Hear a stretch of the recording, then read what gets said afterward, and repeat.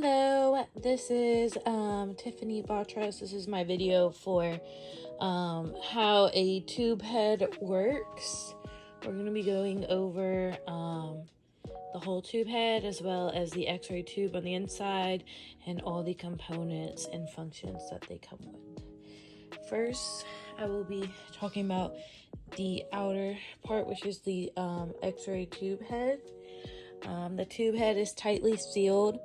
It has a heavy metal housing containing the x-ray tube that makes the dental x-rays, and the metal housing surrounds the x-ray tube head and transformers, and it protects the tube and also grounds voltage components. Okay, opening it up, we have our tube in the middle, which consists of a cathode and anode, and it has the vacuum right here. Okay, so step one would be turning on the x-ray. When you turn on the x-ray, it immediately will activate your step down transformer, which is right over here. And the step down transformer decreases voltage from incoming 110 or 220 to 3 to 5 volts used by the filament circuit activated when control panel power is turned on. It causes release of the outer shell electrons from tungsten atoms in the filament, and that creates the thermionic emission. And that is right over here. And then you press the exposure button, and the exposure button will then activate your step up transformer, which is going to be right over here, and that increases voltage from incoming 110 to 220 to 65,000 to 100,000 voltage activated by the exposure button. It accelerates electrons from cathode tungsten to the tungsten target. So here's where the cathode is at, and then the cathode is connected. It has the molybdenum cup, and that cup is where the electrons are created. Right here is our electron cloud, and then we have our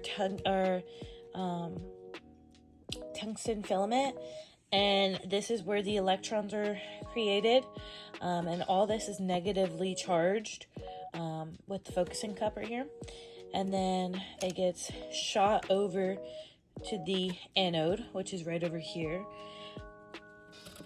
and it gets shot over here and hits the tungsten target, and the tungsten target will then transform them to photons as well as kinetic energy, and it will then create heat, which is where the copper stem comes in place, because it also dissipates the heat, the copper stem.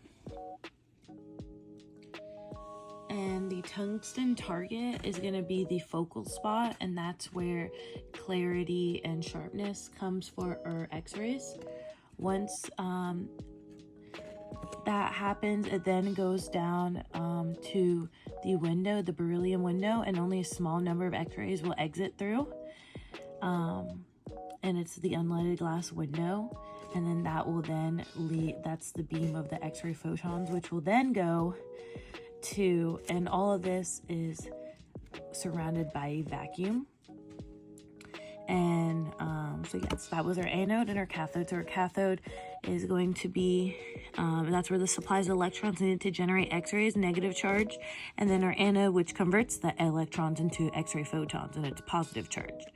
So then it gets transferred down out of this unleaded glass window, and it will then pass our tube head seal, which permits x-rays to exit the tube head. It seals in the oil, which is, this is the oil over here, that is the insulating oil that surrounds the x-ray vacuum tube and transformers to prevent from overheating.